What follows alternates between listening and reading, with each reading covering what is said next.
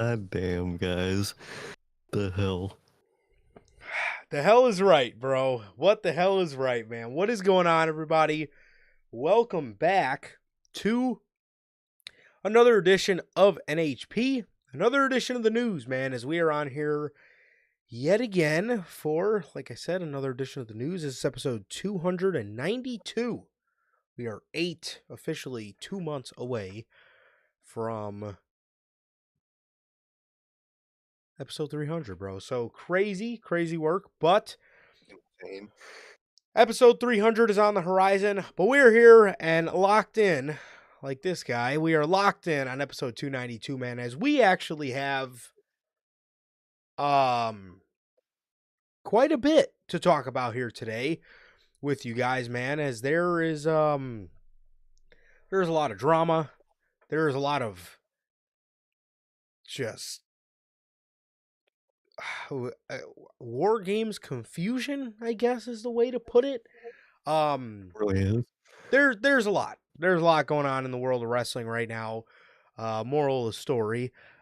So we'll be on here to talk about all that today, man, as we're going to start you guys off with WWE, and then we're going to end you guys off with AEW stuff, man, as there is actually the most AEW stories In a while. that we've had in a very, very, very long time. However, how's everybody doing here today on your November 14th edition of the Newsman, your Friday here? How's everybody doing? Thank you guys for joining us as always. And with that being said, if this is your first time watching, you guys do not know the show works every Monday. Psych. Every Tuesday, we are on here with NHP Unscripted at 12 p.m. Central, and every Friday at 3 p.m. Central, we are on here with the news. If you guys did miss this past Tuesday's episode of Unscripted, the Grand Slam GOAT,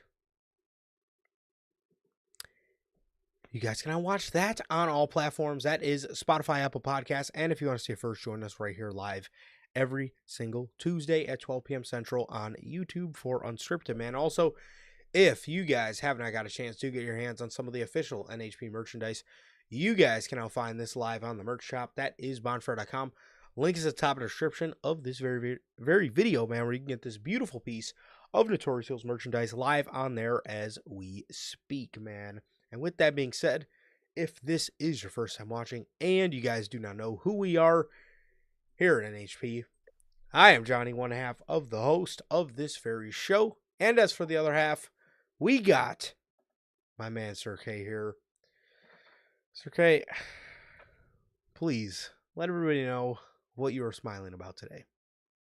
You know, man, I'm smiling. Yeah, it's been a great week. It's been a good week, and it's gonna be a really fun weekend, man. Mainly, I'm smiling because was it technically yesterday? Yes, it's still technically yesterday. It was your boys, or not me, our boys' birthday. Happy birthday, Johnny, bro. Love you, dog. Um, 24, Kobe. You live that mama mentality, man. In 24, it's crazy, man. It's crazy. I love your dog. Happy birthday.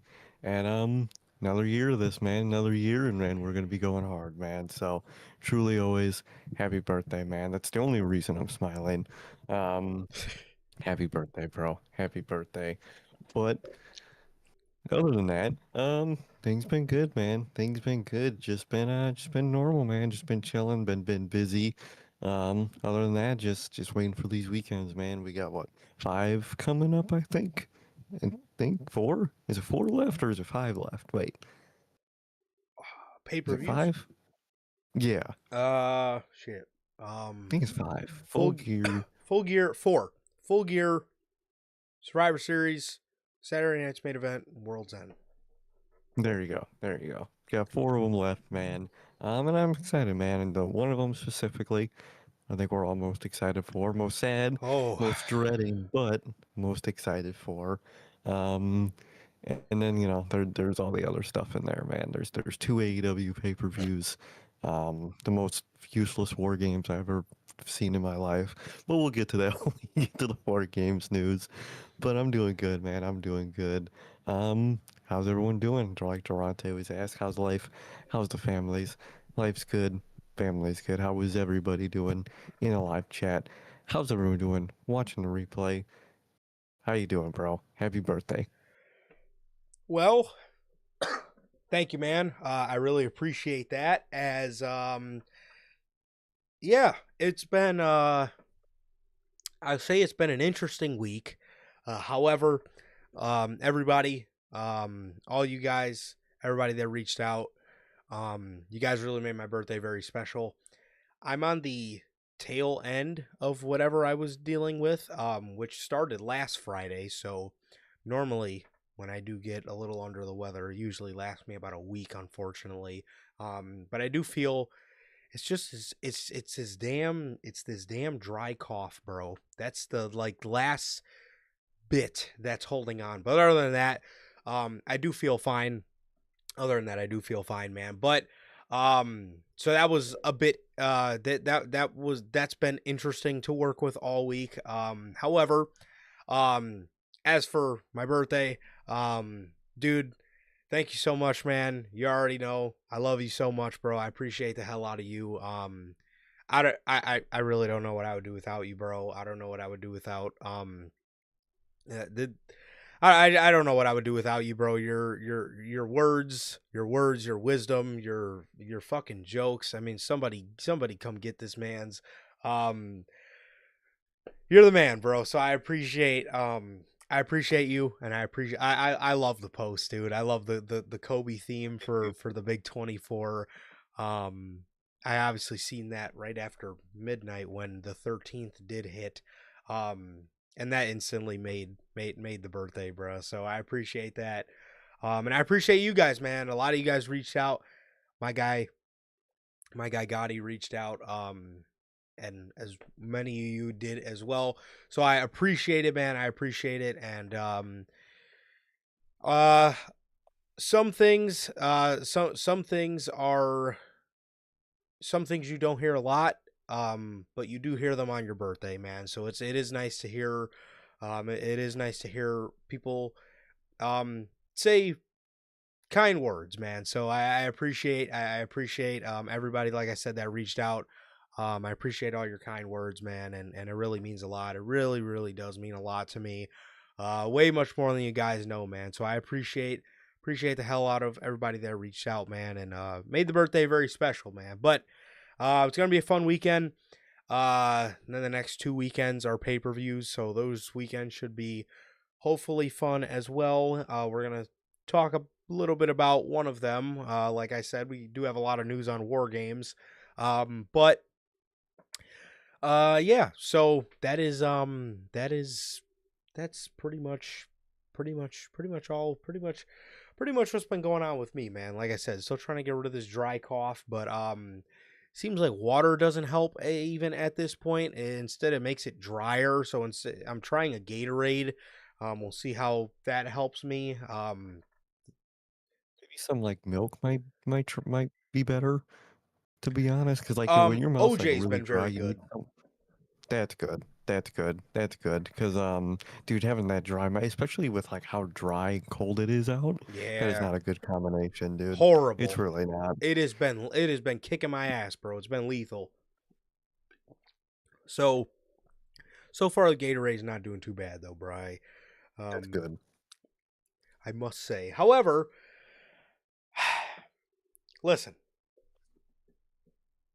as Durante always asks, I'm good. Family's good. What about you, Durante, Logan, Bell? We have the one and only, the owner of GDR Finances LLC.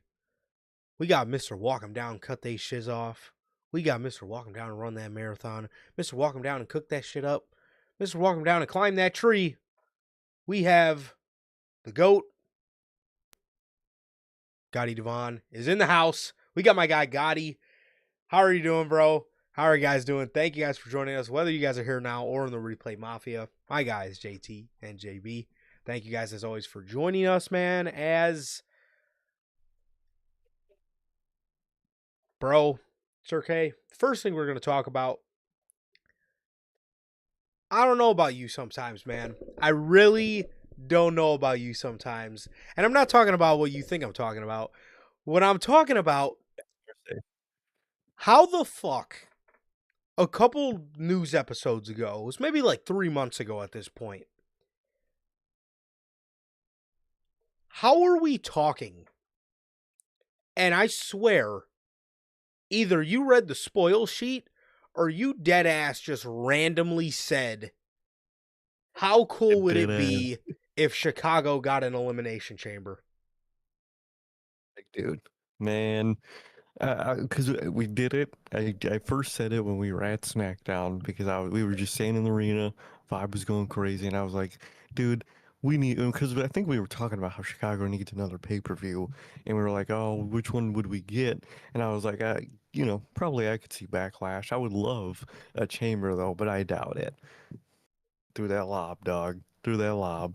Man, I wish that I wish that guessing worked in other places, but it worked where it mattered, and it worked right here, bruh. And I'm so excited. Nothing. Chamber is like a dream pay per view, dude. I am so glad we're getting this. And the UC, bro. Come on. Come on. It's Yo, perfect. the stars have aligned. And my God, that was absolutely nuts. That was absolutely nuts how you called that, bro. Legit, one of the craziest thrown alley oops I've ever fucking seen. I don't know how you called that, but you literally called that, bro. And I don't know how you did it. I don't know how you do a lot of things, but I don't know how you did it. So in case you've been living under a rock, man, let me go ahead and show you guys the business, man. As you can see on your screen, WWE, Martin Scorsese, Triple H himself, has announced yesterday. It's also a pretty dope birthday gift, can't lie, from fucking Paul after all the bullshit he's put us through this year. WWE returns to the United Center. Yes, you see it. The United Center. The UC. Not Allstate Arena. The fucking United Center. WWE returns to the United Center in Chicago, Illinois on Saturday, February 28th with Elimination Chamber, which my logo that I made for Elimination Chamber is actually pretty close. I got the color scheme right at least, or close to the color Yeah, you scheme. really did. Dude, that is so tough, Sir K. I genuinely do not know how you called that. Legitimately, I have no idea how you called that because I for sure thought Chamber was going to be in Italy. I thought that was going to be a lock. But bro, we are getting Elimination Chamber Saturday, February 28th. And I love me Allstate Arena. Do not get me wrong, but there is no vibe like the United Center, bro. Looking up, seeing the banners. You guys obviously know I'm a big basketball guy. Seeing the Jordan banner. And by the time we go, we will actually get to see a Derrick Rose banner too, which is really fucking dope. But dude, this is amazing. Tickets go on sale Thursday, November 20th, with the pre-sale Wednesday, November 19th at 10 a.m. Central for both. So 10 a.m. Central, pre-sale tickets on the 19th. Thursday, November Waking up. 20th for the normal tickets. Bro, y'all better set your alarms, bro. Come on now. So, I gotta ask, how fucking bad do you think these tickets are going to be from your intuition? With everything I'm factoring, these TKO ticket prices, the fact that it's in the United Center, and for the range of seats we usually get, like that 100 level, I'm thinking 6 to 7. I'm thinking 6 or 700. Okay. That's my predict. I don't think it would be more than 7. I doubt it No. creeps into 8 or 9s, but if I'm had to shoot a shot, I would say around like 600. That's what I'm predicting. That's what I'm feeling. What about you? I was thinking 5 or 6. If we go Mm. into 7, that's actually scary hours. I cannot lie. But yeah, that is yikes. That would be that would excuse me. That would be a Can you TKO blow it? thing to do. That would be a TKO thing to do. But I was thinking 5 or 6. Which I wouldn't be shocked. Manager Logan ain't here now, but God he is. Bro, we will definitely be in contact. We will We will. definitely be in contact for sure. We Um, got to. we got to do it, bro. We got to do it. There ain't nothing like the United Center, bro. There is nothing like the I United mean, Center. And again, we've been talking about it. Again, I'm not the type of guy. I know Sir K is not the type of guy. We don't just talk about shit. We trying to get this done, bro. So let's go ahead. Let's go ahead. Let's let's back up all the bullshit we've been talking, bro. So we will definitely be in contact, bro. I am so fucking excited. I'm just man, I can already see, you know, those video boards outside of the United Center with the fucking Elimination Chamber logo on it, dude. That is going to be so tough. I'm so genuinely excited for this, man. This is This is awesome. This is awesome. Again, this is my ideal venue. This is my ideal venue for Elimination Chamber, or this is my ideal venue for wrestling in general. This is my favorite arena in all of Chicago, man. I love me the United Center. Um, Dope vibe, dope atmosphere, great arena, great acoustics. Again, Allstate is a very close number two. I love Allstate Arena. But again, there is just nothing like the United Center, man. So I'm excited, and hey, we're gonna do it, bro. We're gonna do it. Elimination Chamber, you guys know, when done right, that is my favorite match type. I love me an Elimination Chamber match. So this literally couldn't be more perfect, bro. It really can't be more perfect, dude. Chamber, it's always a good show. It's really hard to fuck up a chamber. And I do trust Triple H in giving us a good chamber so far. All the chambers we've gotten have been good from Triple H. So I'm so pumped, dude. I'm so pumped. It's everything lined up. It's the chamber, it's the UC. I can't wait, man. I genuinely can't wait. It's gonna be such a good, amazing experience, dude. And I'm so pumped. Now, they didn't say anything about a SmackDown. The SmackDown before, usually, the pay-per-view location gets that SmackDown before. They haven't said anything about that, so I don't know what that is. Maybe what the SmackDown news will be talking about. Maybe they gotta move things around with SmackDown, with the new time slot change we're going to be talking about later. Maybe that's why the announcement for Chicago SmackDown has been delayed. Even if we don't get it, to be honest, I'm not going to sweat SmackDown. I would love to get a Raw after, but that's never going to happen. But either way, dude, we get this fucking pay-per-view, man. We get Chamber, United Center. I'm so excited. It's gonna be Mr. Walk 'em down, and we gonna buy them tickets, man. I'm so excited, man. I'm so excited. What's up, Durante? What's up, Lonnie? How you guys doing, man? I'm pumped. Bro, genuinely, man. So excited, man. So excited. I can't. I woke up looking at my phone, and I'm like, oh, that's a really cool edit.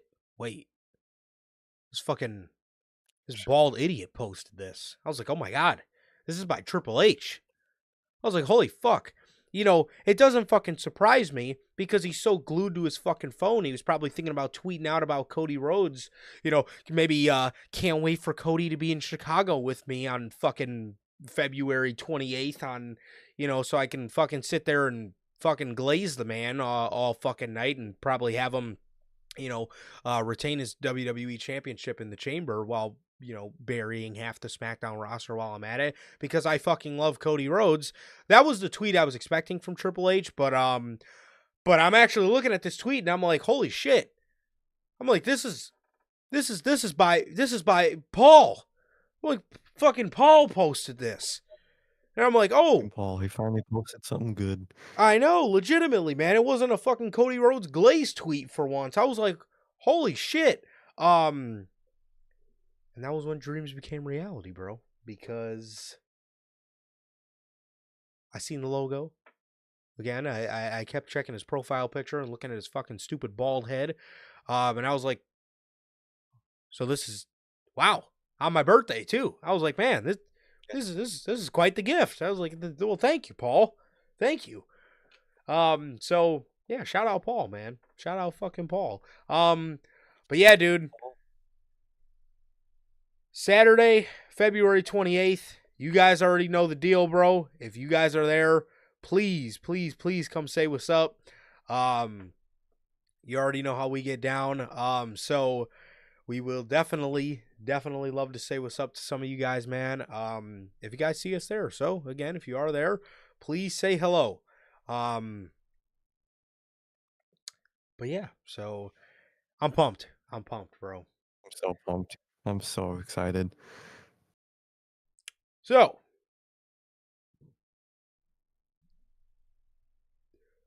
Roman Reigns and CM Punk.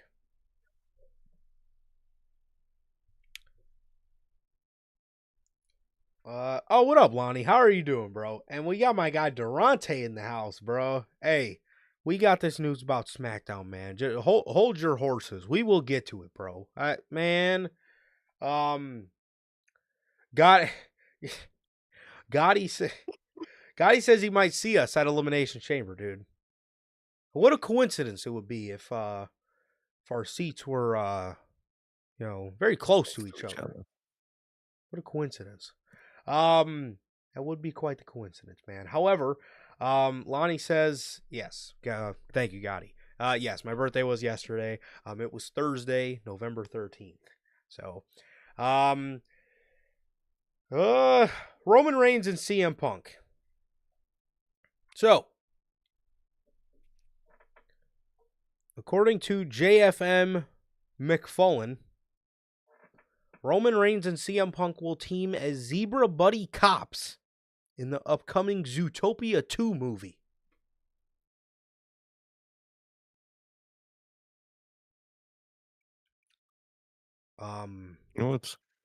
You know what's the funniest thing about this? They were probably filming that during the prime of their WrestleMania build. Yeah, probably. Yeah, but yeah, they probably were, man. Did you see that picture of them at the premiere? I saw the picture of Punk. I didn't see Roman at the premiere.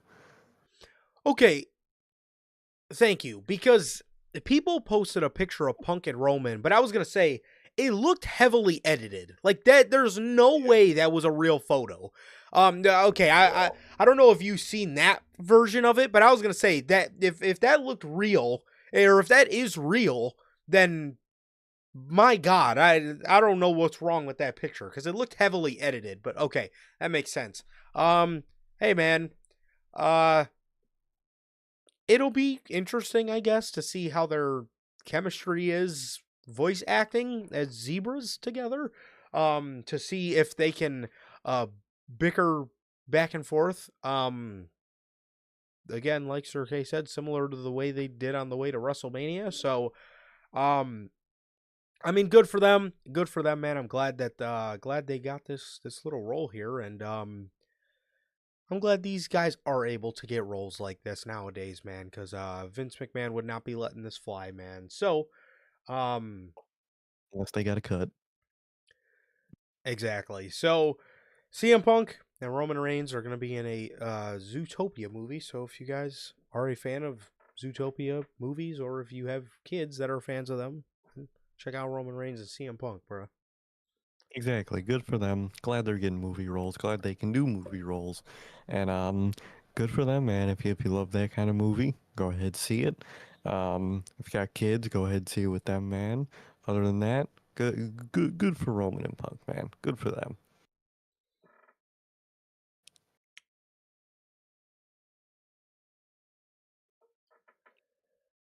Ah, man. Yes, the Kobe year is the Kobe year is still a young year, man. It is still a young year. 24 for sure is young years, man. But Oh yeah. it's kind of it's also kind of crazy thinking about, like, obviously now that I'm 24, middle school ended, well, almost 10 years ago, bro. 8 years ago, dude. God damn, that's crazy, dude. It's insane. Man. So, Crazy. it really is. It really is. So, let's talk about Roman Reigns and CM Punk. Speaking of Roman Reigns apparently is supposed to be on this upcoming War Games team. Yo, that's what I was just gonna say, guy. I didn't want to say it because I just didn't want to fucking say it, but like, Gotti says, Johnny, Oh, bro, dude. you got one more year until you're pushing 30. Fuck. One more year, and then 5 years, 30. It's crazy, bro. Aging it's wild, dude. You don't feel it in real time until you see the numbers. I'll tell you guys right now, even though I was 23 at the time, and this is completely her fault. I love her to death, but it's completely her fault. Nothing done hit me harder than when my niece called me Unk. I can't lie to you, bro. I I I she said that. She said she when she said Unk, I legitimately just looked at her for like a solid 3 business seconds, and I was like, and then I just laughed because I was like, but in those 3 business seconds, I genuinely just, it was like my life flashed before my eyes. I thought about being a kid again. I thought about all the fucking memories, and I was just like, she just called me Unk. I was like, all right. I was like, okay, I guess I'm Unk. I guess I'm Unk now. Um, but yeah, man, golly, See, dude. yeah, it really is crazy. Huh? Yeah, I don't know. I'm sorry. I got messed up again. Okay. Anyways, Roman Reigns War Games. Apparently by this is from Self-Made PW. There is backstage concern within WWE about putting Roman Reigns and Cody Rhodes on screen together. There are people within WWE that believe that somebody involved does not want Roman Reigns and Cody Rhodes on the screen together unless they tease a match. If unless they tease a match that they're going to deliver on. Someone there is saying either they can't be on either I can't be on screen with Cody or vice versa. I can't be on screen with Roman unless we get a match. The bottom line is this. There is concern there about that, about the idea of wanting to put them on screen together. Make the fans want to see the match again, and then you don't do the match right now. Cody and Roman is not scheduled. There is a lot of hurdles there, especially with War Games coming up soon and them being on the same team. That was the most contradictory sentence that we've ever had to read in our lives, dude. They done said, yeah, one of them really doesn't want to be on the same team because, you know, they want to only time they want to be on TV together is to tease another match, and there's not going to be one. But they're going to be on the same team at War Games. So we'll figure, and they can't have the match at War Games because they're going to be on the same team. What? What? What? You just said that one of them doesn't think it should happen because they want to tease the match if they're on the same. Which, if I'm a betting man, that sounds like the most Cody Rhodes mentality in the world. That really does. I could instantly hear Cody saying that he can't tease a match unless it's gonna happen. You know how Cody goes, man. Even though this is Triple H, we get teased shit that happens fucking 2 years later, i.e. Judgment Day.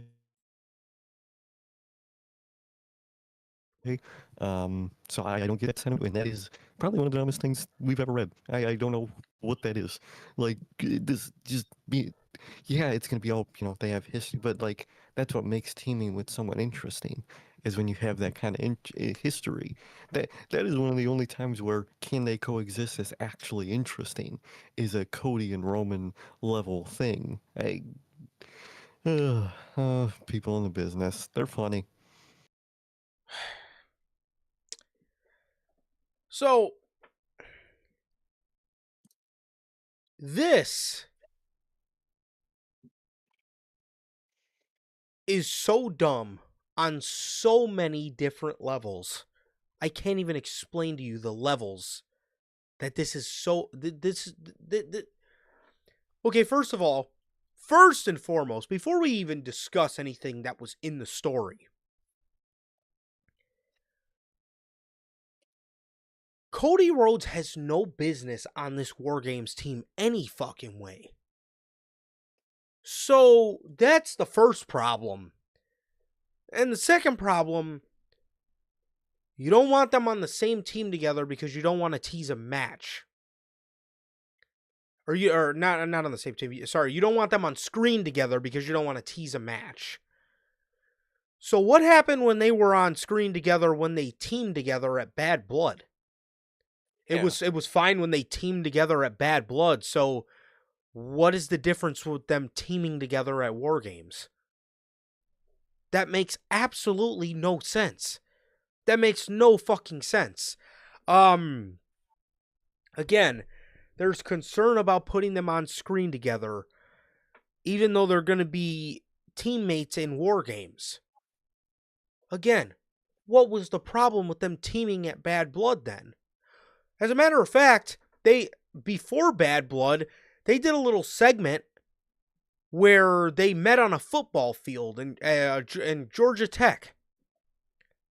That you can say right there, you teased a match.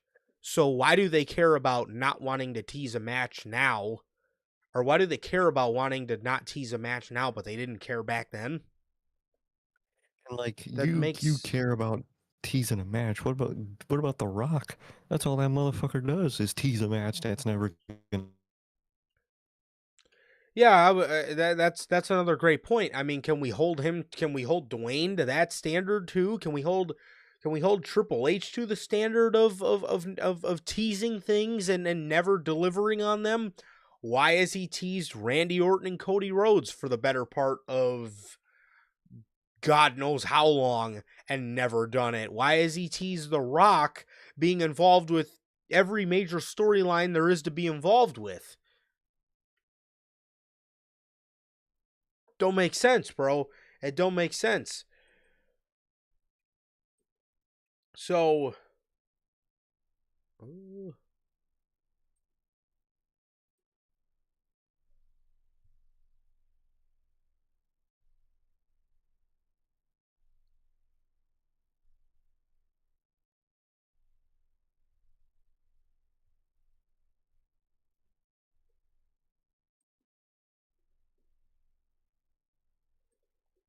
yeah, seriously, they got our mans, bro. What happened to him? Ah, there he is. Okay. Oh, what the hell?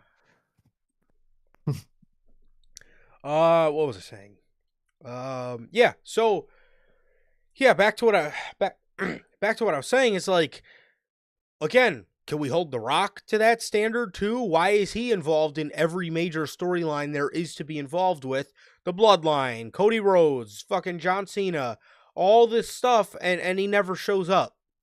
Can we hold him to that standard, or why don't we keep that same standard when it's applied to his booking? It doesn't make any sense at all. And again, you've done this with Cody and Roman before. So again, why are we acting like this is the first time that these guys have even breathed in each other's direction since WrestleMania 40? They've literally been on screen together and teamed together, and you've teased a match together before. So why wasn't it a problem then, but it's a problem now? I don't understand that in the slightest, man. It literally makes no sense, not only in their mentality, but the fact that they've already did that exact same thing. Makes no sense. Absolutely no sense, man. But yeah, I mean, that is um that is the news apparently on Cody Rhodes and Roman Reigns not wanting to be put on screen together by was someone in the back. All right.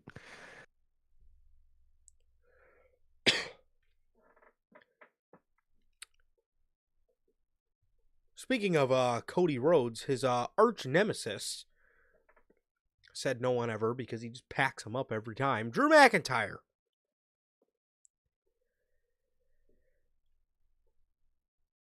So, according to PW Insider, well, Uncle Dave. Well, first of all, Uncle Dave. Oh, It's true. The goat journalist in the wrestling space. it really is. Uncle Dave reported originally that Drew McIntyre was away to film a movie while he was out with his WWE on-screen SmackDown suspension. And according to PW Insider, they debunked this, stating that Drew McIntyre's suspension is not due to him filming a movie. Instead, it is just a storyline that they have going on SmackDown right now, which we talked a little bit about it on Tuesday. I don't think WWE is going to have Austin Theory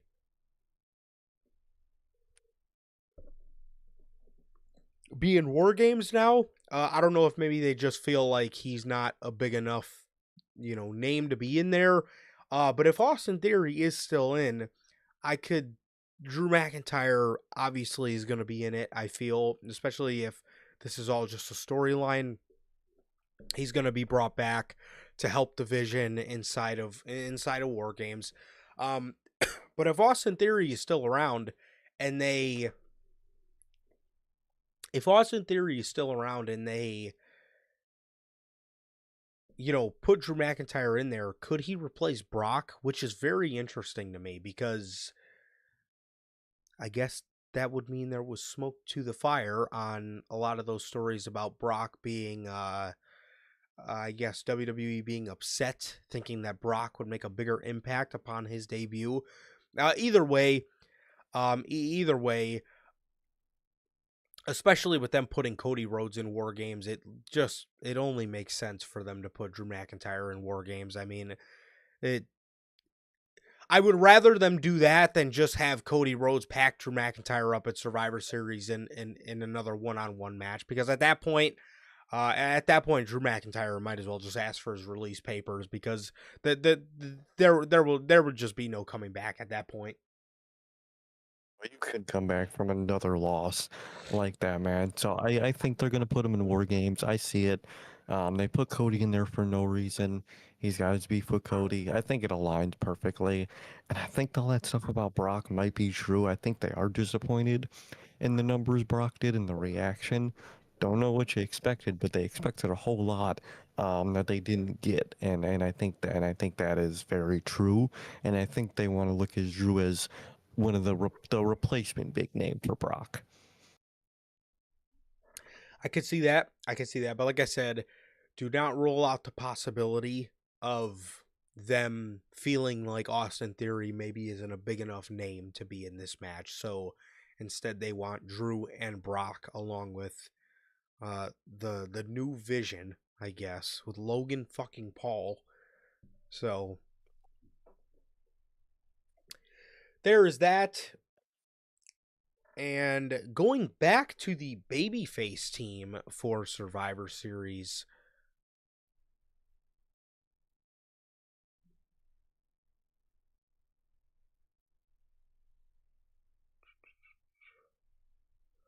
we got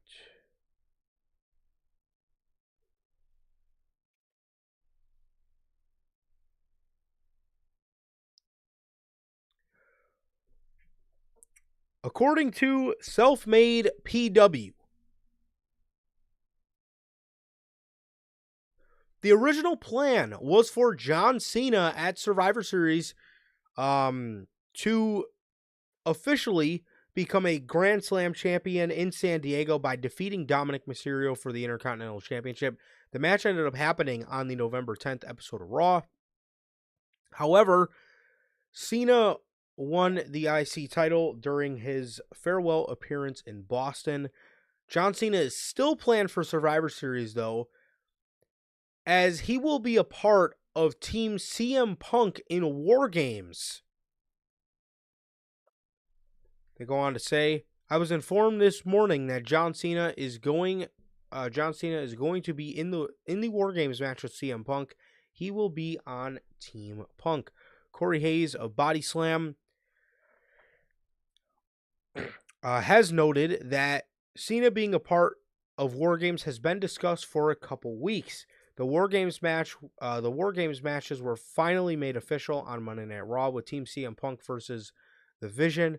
On the men's side, Punk is so far scheduled to team with the undisputed champion Cody Rhodes and Jey Uso, while The Vision is composed of Logan Paul, Braun Breaker, and Bronson Reed. Should Cena be added to War Games, The Vision would need another member. The likes of Austin Theory and Brock Lesnar have been rumored as possible members of the heel team for War Games.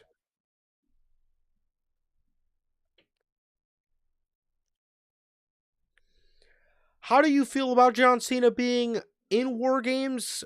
And also my other question to you is: would you rather have seen him do something else, or does him being in a War Games match, a match that he's never been in, pique your interest? It definitely piques my interest. I'm down to see it. I think I would have rather preferred some type of one-on-one match for him. Just to give like one, you got the three left. Um, might as well make all of them matches, and might as well make all of them different individual matches. Now, again, I'm perfectly fine with war games. I'm not. There's nothing. There's not an ounce of upsetness to that. I'm down for that. Down to have interactions with all the people in the war games. I think that'll be cool, especially you know Breaker, Reed are on the heel team. A face off from with them in War Games sounds really cool with Cena. So there's a lot of like face off that we didn't get throughout the retirement run that we're getting in a way in the War Games match, which makes it cool for me. Um, I think overall I would have preferred a one-on-one match though. Who that was against? It could have been really anybody on the roster. I thought, before Monday, that's when we would have got the Dom match, but already got that done. So it really could have been anybody, man. But I was down for either. Would have probably preferred a one-on-one match, but with the War Games match, I'm perfectly fine for second to last match. So so might as well go crazy. Might as well go crazy. And there is some matchups, like I said, I would really like to see. And it does suck that Seth did go down because I think one last interaction with him and Seth would also been cool. Mm. Sucks Seth can't be there to do that. But other than that, I am down for the War Games. But I think I would have preferred a singles match. But what about you, man? Uh, yeah, War Games to me is something that I actually it does interest me to see him in there. Obviously, it's like I said, it's a match he's never been in, so I would be interested to see Cena in War Games. I know a lot of people hate the idea of him being in War Games; they would just want to see him in a regular one-on-one match. But to your point, um, excuse me, it is a way to get a lot of it is a nice way to get him involved with a lot of things, right? Like, you know, if Brock is in there, he could finally get his lick back from WrestlePalooza, I guess. You have Braun Breaker in there. We haven't seen him interact with Breaker or Bronson Reed at all through the farewell tour. And then, too, if you have a guy like Austin Theory in there, he's another guy that has history with John Cena that, could be cool to see. If Drew McIntyre is in there per se, he's another guy we haven't seen him interact with on the farewell tour. So, um, who's the other guy? Oh, yeah. Also, to your point, um, that really does suck. That Seth is hurt because it would have been really cool to see again just one last time with him and Seth getting to mix it up a little bit. I think that would have been really cool. I don't know how they didn't do matches like that. I don't know how they do. I don't know how they didn't do a lot of matches. They really did leave a lot on the table. L.A. Knight, Jacob Fatu, Seth Rollins, names like that. But it is a way to get him, on screen with most notably, I'm looking at guys like Braun Breaker and Bronson Reed. I would really like to see him mix it up with those two guys, especially Breaker.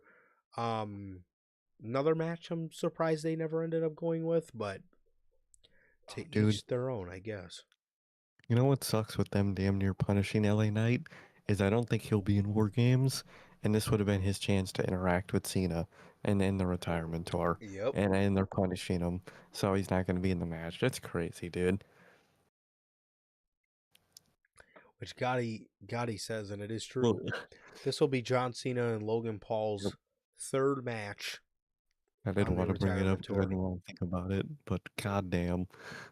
It'll be War Games, Clash in Paris, and Money in the Bank, where this dude has had. There was what 36 dates. We had 33 of them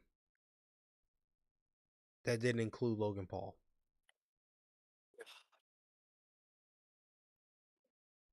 That is ridiculous. But only, one AJ Styles could only occupy one date in there. Logan Paul gets 3 of them. How stupid.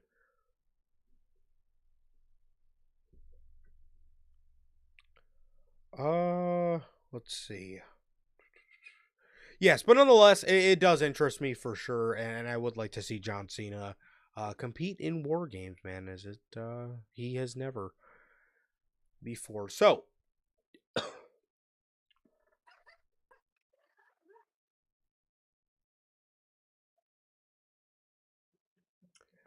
oh God, he says Logan got a total of 5 dates if you include Raws. That's insane. 6 out of 36 dates, or 5 out of 36 dates. So, Dominic Mysterio,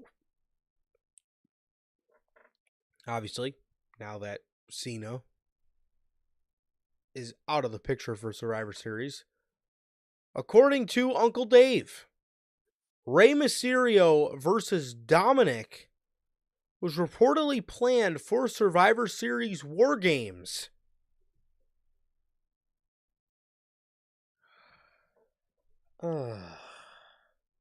Dude, it's in San Diego. Why wouldn't you do it?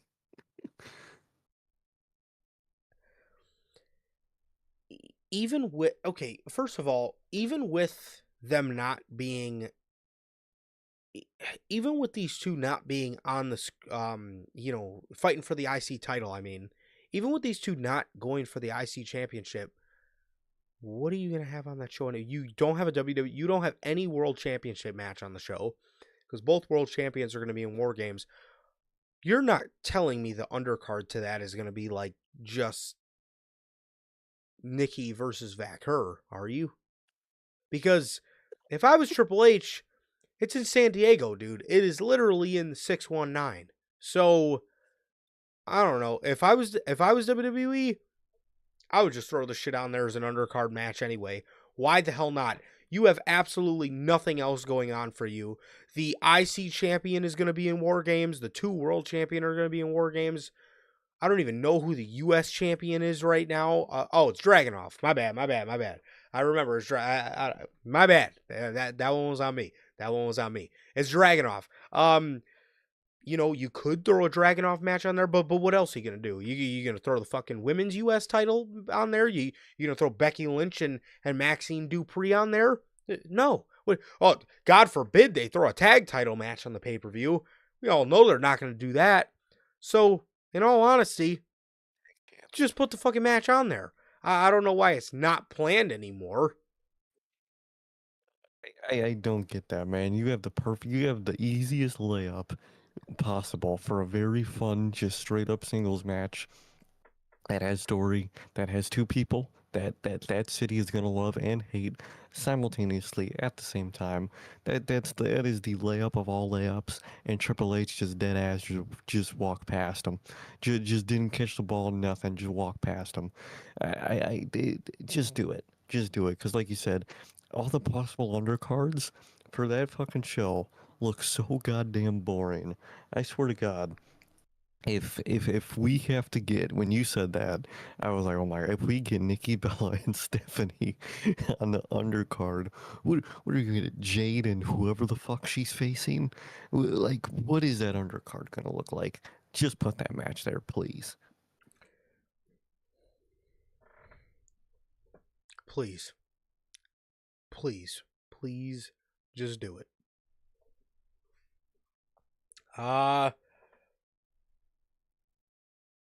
So that is all the news on War Games. That's all the news on War Games, whether it is, well, that's all the news on Survivor Series, whether it's War Games related or not. That is all the news we got there for you guys, man. And since we just mentioned her name, Stephanie Vacker. According to Bodyslam.net, Rhea Ripley and Becky Lynch have reportedly been discussed as potential opponents for current women's champion Stephanie Vacker at WrestleMania 42. Okay, are you a bit shocked by Becky Lynch being on this list? No, I mean, she's one of Triple H's mainstays in the top card of the women's division. I would have thought AJ Lee would have been her match Yeah. at Mania, but I don't know about what they're doing with AJ Lee at this point. That was my thing when I seen Becky on here. I was like, obviously I don't mind it. I know it's going to be a great match with her, but shouldn't she be occupied at WrestleMania?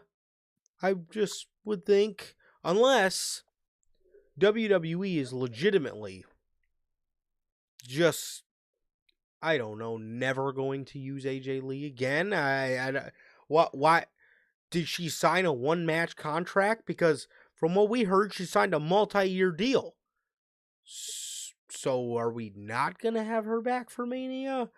I think the most sense at WrestleMania is to do AJ versus Becky for the IC Championship, but I don't know what Paul's got in mind, man. I really have no idea what Paul's got in mind, and yeah, it's just again, the more time moves on, you make the moment of the return mean less.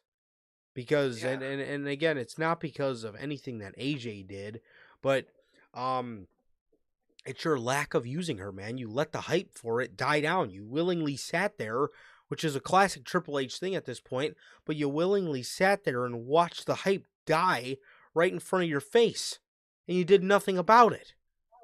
I, I I don't get that Triple H mentality. He does that a lot. You have hype there, and you just let it simmer and let it boil down, and then you bring it back out again, and you expect fans to go crazy. And when they don't, you're confused. You let it's not hot no more. You got a lukewarm fucking pot of water. I don't know what you expect. I don't know what they're doing with AJ Lee. I have no clue. Absolutely ridiculous. As for Rhea Ripley, I could actually see that. They've kind of teased that a little bit. They kind of tease these two every now and again, having these little, brief interactions with each other. So I could very well see that one being the more likely option. Again, Becky Lynch to me, although I know it would be a great match, that just makes absolutely no sense. Because of the AJ Lee factor, man. So Exactly. yeah, but that is the news on Stephanie Vaquer and her potential WrestleMania opponent. Well, speaking of WrestleMania opponents, this guy may have one soon because Joe Hendry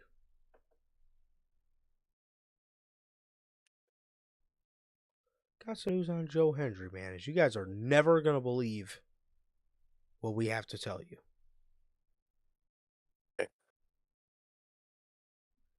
According to Fightful, Joe Hendry has officially signed with WWE per a report from, you guessed it, Fightful.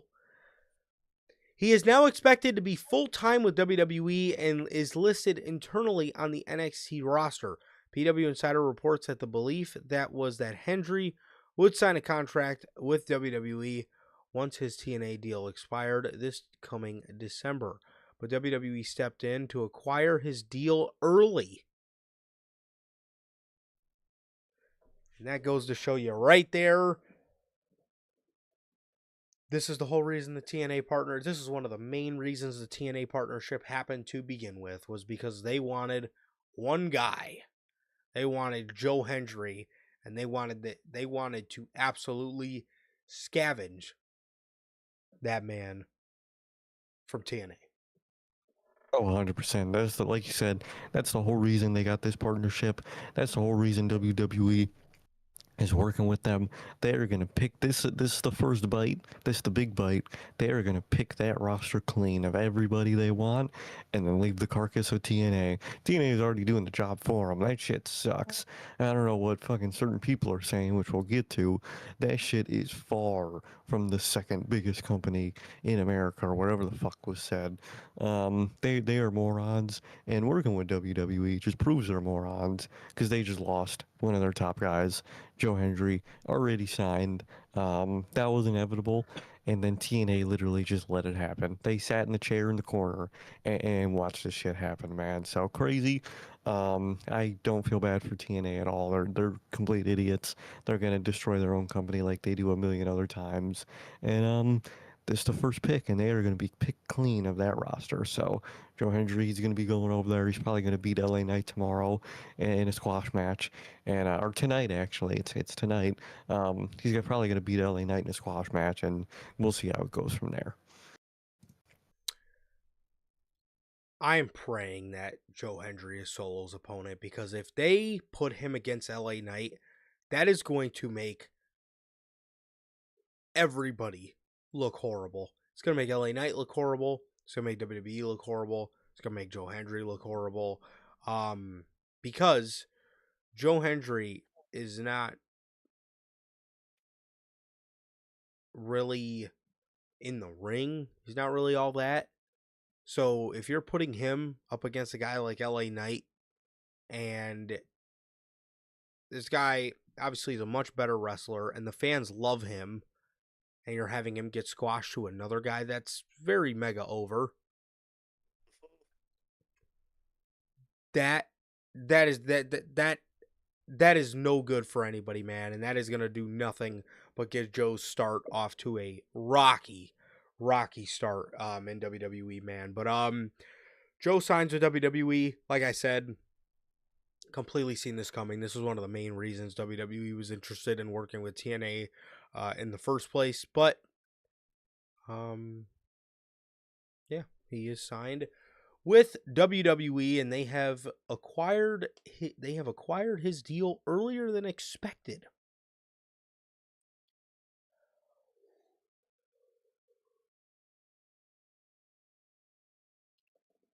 Well, we talked about possibly seeing Joe Hendry on SmackDown tonight against LA Knight. Well, according to WrestleVotes, SmackDown will return to a 3-hour show beginning on January 2nd, 2026.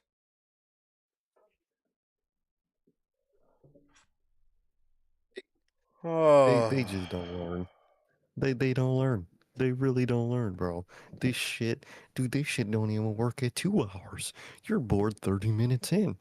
Are you gonna add an extra hour, 2.5 hours to when you're already bored? 30 minutes into a 2 hour show, you're adding back the third hour with the roster you have on that show. They're morons, bro. They are morons. And the reason, like the rumored reasons for it are even worse. All this just to counter program a Braun Strowman food show. God damn.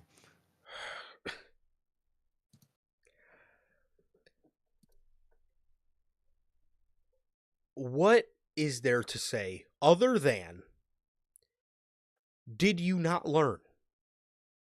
WWE was said to be so unhappy with SmackDown at 3 hours because they found that third hour so, taxing to write. And I understand this is probably a USA thing, but I'm sorry, man. At some point, WWE legitimately needs to step in and be like, look, I know you like your third hour, man. The numbers are shit. Our fan base fucking hates this show as it is, and we're going to give them more of it? For what? Nothing's going to fucking happen anyway. Because 9 times out of 10, they would air their, most important segment at the, at the end of the second hour anyway. Yeah. It makes no sense to me, and it really just goes to show WWE, I mean, we knew this, but WWE will quite literally do anything if it gets them paid. How ridiculous is this? This is very upsetting to hear. This is very, very, very upsetting to hear that.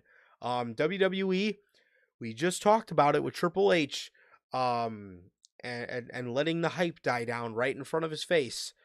In this case, he's looking at this show, and he threw it in the fire pit, and he's just he's not throwing any water on it to help put the fucking fire out. He's legitimately just standing there and watching the thing just go up in flames. And it's going to happen all over again. And I guarantee you next year, we're going to hear all over again how they hate the third hour and it's hard for them to write and yada, yada, yada. It's going to be the same thing, which is why, again, like I said when we started talking about this, did you not learn? Did you not learn from the first time? They hated it for Raw, and they actually had talent on Raw that they actually could fill the gaps with. SmackDown?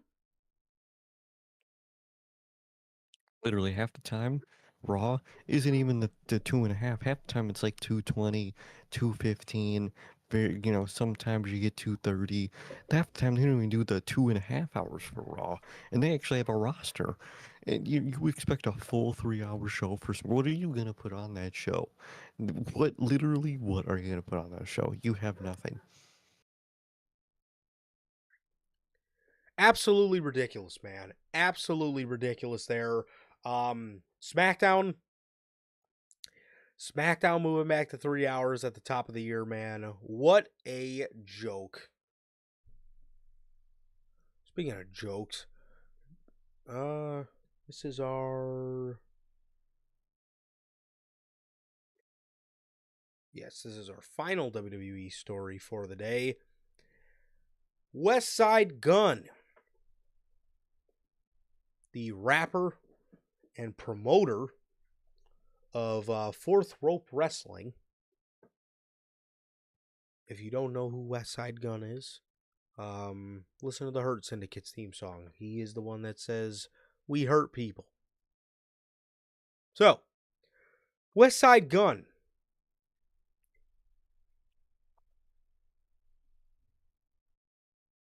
West Side Gun recently went nuclear on WWE and cut all ties with them after they kicked him out of a episode of Raw in Buffalo. With that in mind, WWE's internal reaction to the whole situation has been revealed.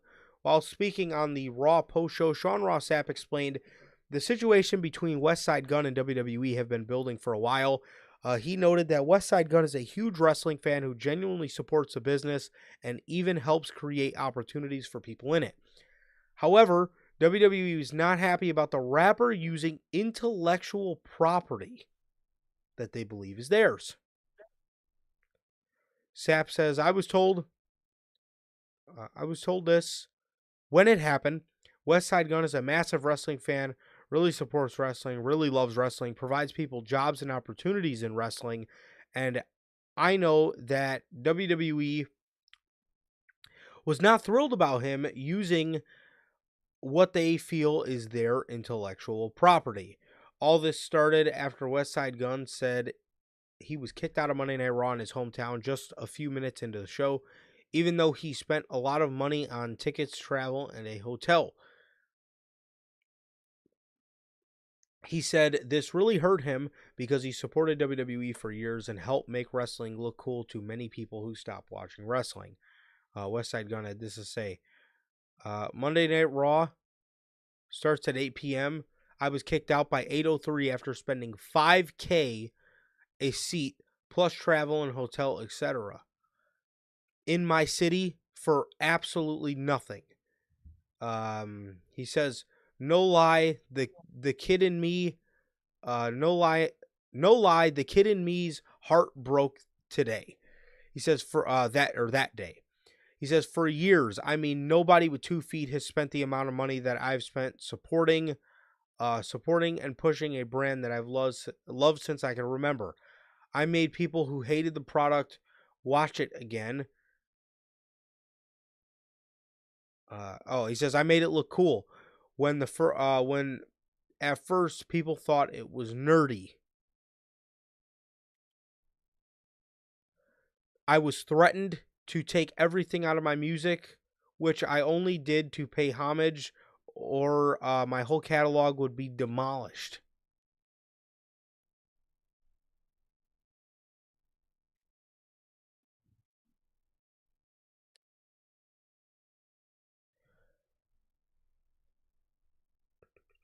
Oh, okay, my bad. Completely Okay. All right. I was threatened to take everything out of my music, which I only did to pay homage, or my whole catalog would be demolished. And everybody knows how hard I work coming from Buffalo. This whole situation shows how messy things can get when passion, art, and big companies collide. West Side Gun really loves wrestling. He's supported it for years, but WWE is very serious about protecting anything they consider their property. At the end of the day, it's a disappointing end, not just for West Side Gun, but the fans who felt he brought new energy to a and culture into wrestling.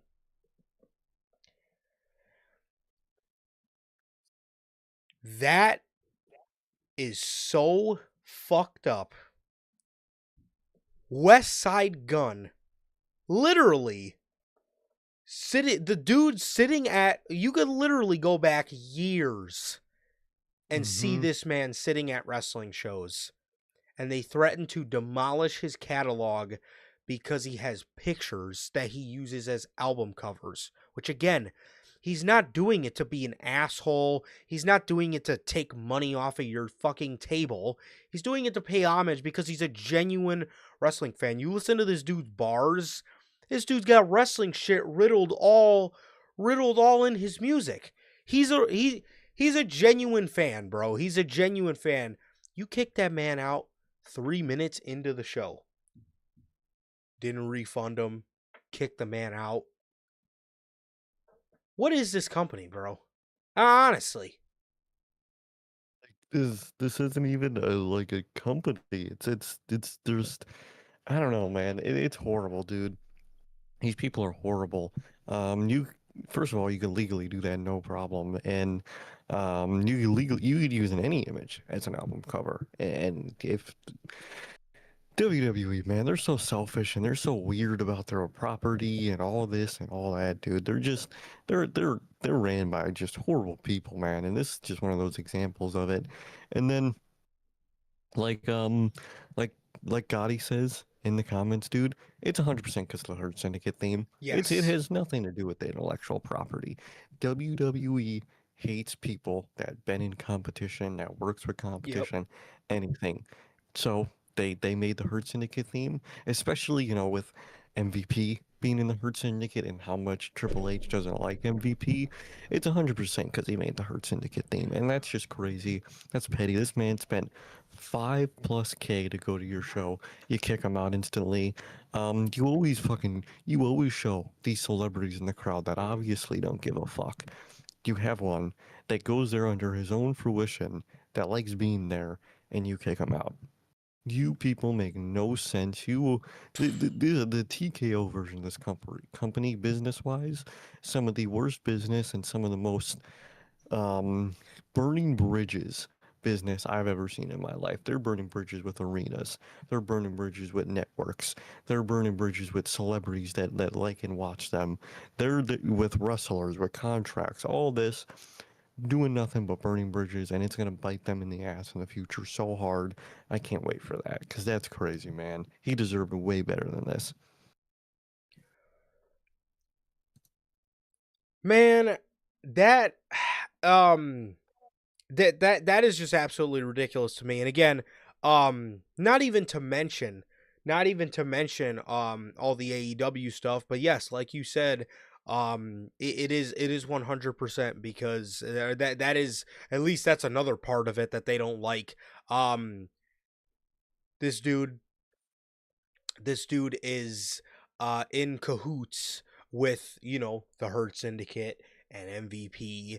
And then also too, you got you got MVPs. He's out here saying he doesn't like Triple H because he's a coward and a liar. So you got that, triple coward over here. Obviously they're going to see that type of stuff, and they're going to see a guy like West Side Gun as an easy target for them to pick on. And then again, find other things to nag about with him, like, the intellectual property. Again, he can fucking use an image of Psycho Sid for his album cover. That's not, again, and he's not even doing it in a hurtful way. Like, what even is that? And again, you can look back. You can look back years.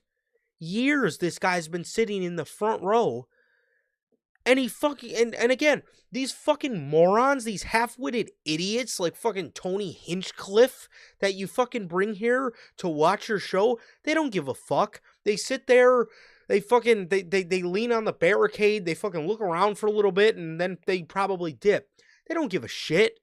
They don't. They're there to be backstage and to fuck off. And here you have West Side Gun, who paid his own money to be at the show. You don't show him in the crowd. Why don't they at least show him in the crowd? Yeah. Nothing. It's bullshit. It's bullshit. And again, whether it's over WWE being stingy about fucking intellectual property or the fact that he works with AEW, the pettiness should not be taken out on people like him. How about your pettiness goes into your product? How about that? How about you say, I hate Tony Khan's guts so much. Fucking hate MVP and the Hurt Syndicate so much. I'm going to book a better show. How about that, Paul? Don't take it out on fucking West Side Gun. Really? How about you put a little bit of that animosity that you fucking have since you have so much Dana envy, you got Tony envy too apparently. How about you put so much of that envy into your shows you're booking? Okay? I also feel bad for West Side Gun because he probably got a shit episode of Monday Night Raw that he paid 5 fucking bands for, and then he didn't even get to end up watching it.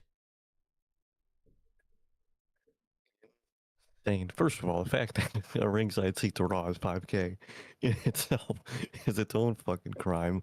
And you kick the man out. All this bullshit, dude. Horrible. Horrible people. And it's gonna bite them in the ass in the future, dude. They're doing all this bridge burning. It's gonna bite fucking Triple Nose and the rest of those morons in the ass in the future, dude. I can't wait for it. Yes, it is.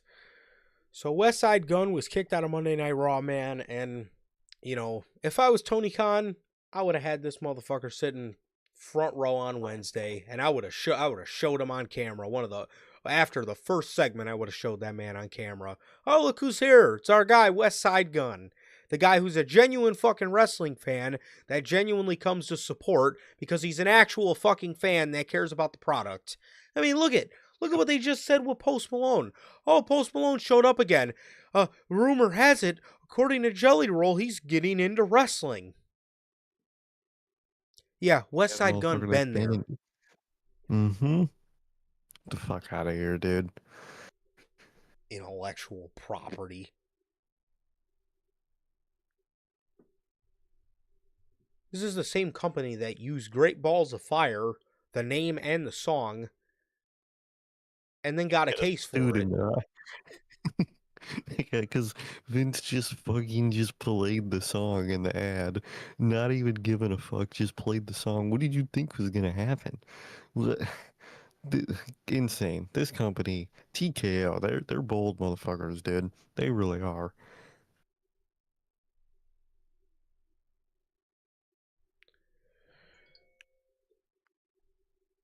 So,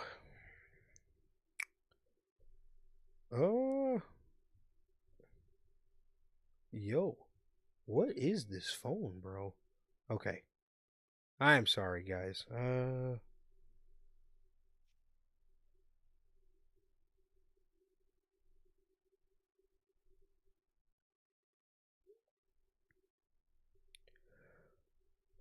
Hello, what the fuck? This phone is so cooked. I swear I need a new phone, bro.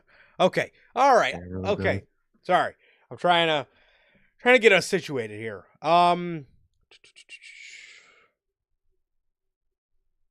It was doing fine for a while too. I don't know what the fuck happened. Anyways, that is all the WWE stories we have today here for you guys, man. So thank you guys. Thank you guys very much for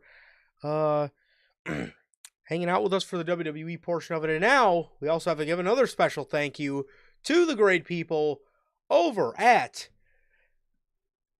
W Energy, the official sponsor of the Notorious Hills podcast. W is an energy drink loaded with vitamins and nootropics formulated to improve focus without getting the jitters. W is a clean formula that is sugar-free, 0 calorie, free from fillers and artificial colorings with 150 milligrams of caffeine per serving. You can get your W products today with the link below and code NHP at checkout to save yourselves 10% on your next W purchase.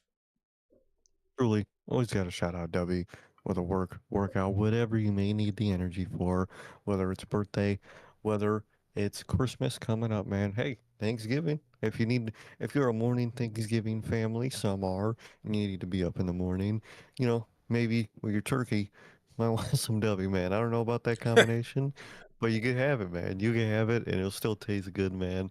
So no matter what it is, we got all the holidays coming up, man.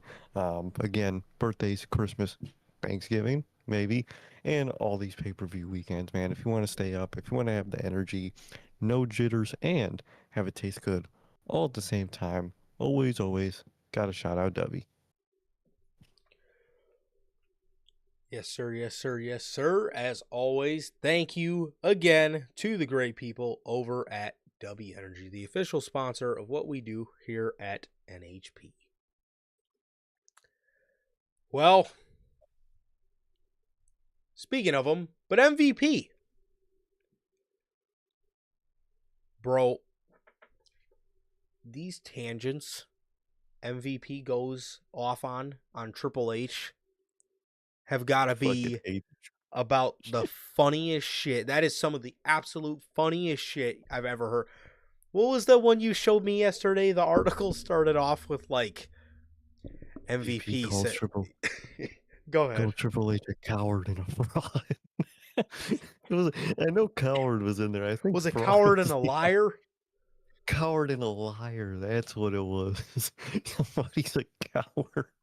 Fucking hilarious, dude. For you to be so mad at a man to genuinely call him a fucking coward. It's crazy. Coward is one of those words, especially as wrestling fans, like we're very used to that word being brought up in like promos, but like nobody ever calls somebody a coward in real life. To hear him You call gotta him a really fucking coward, bro, oh my god. That shit is, man, oh god. hilarious. And then he's sitting there talking about like, yeah, look at it. He said like go to YouTube and search up wrestlers and their like old shoot interviews and their opinions on Triple H. They'll tell you he's a coward too. I'm like, my god, and man, it definitely makes sense why the Hurt Syndicate never got back together, man. Because I didn't know the hatred was this deep. So They really hated that motherfucker. That is, man. So sometimes people just hate motherfuckers, and MVP, that man hates Triple H. hates him, bro, hates him. But speaking of MVP, we do have some news on him as he revealed, according to an interview he did with Adventure Gamers, MVP revealed that he signed an extension with AEW. I recently signed an extension and I will be with AEW for quite a while with my current capacity and hopefully beyond in a managerial capacity to whatever extent possibly behind the scenes. I'm very happy with where I'm at right now in my career at this stage. To be able to continue to contribute to this business and make money with my friends and entertain at the level that we're still able to maintain. I appreciate Tony Khan for giving me, Bobby, and Shelton an opportunity to get the team back together for a final run, and the future looks bright. MVP, Sir K, how are you feeling about this, man? Because I thought that MVP was, I thought he was an asshole, man. I thought he was an asshole. I thought he was going backstage, just being a dick to everybody. And I have also seen other quotes from him during this same interview, where he had nothing but praise for Tony Khan, saying how Tony Khan has time for everybody, unlike Triple H, who just shrugs everybody off. Anytime if he could compliment somebody, he's gonna compliment them and then shit on Triple H for that compliment for somebody else. I love it.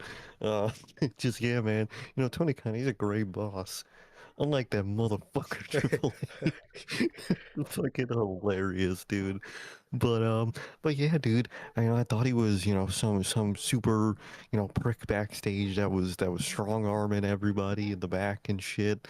And apparently that's not true. Apparently, from what I get, it's just there was a single motherfucker that talked to Dave that just did not like MVP or the Hurt Syndicate, Yes. and they really just didn't. I want to know who that person is. I want to know what fucking loser that is backstage, dude. But nonetheless, dude, MVP is great. He's one of those older guys that just gets it, and for AEW, that's the kind of guy you want. Someone that wants to be there, likes to be there, respects where he is, and respects the company he's with. You love to see that, dude. You really love to see that. And I'm glad MVP has AEW. I'm glad AEW has them, and I really hope they do good by the Hurt Syndicate, dude. And I really hope they start really pushing them, um, to the moon, dude. I want Bobby Lashley in that World Singles division. Get another guy in there. Let there be a tag team in that group, and go crazy, man. The possibilities are endless with the Hurt Syndicate.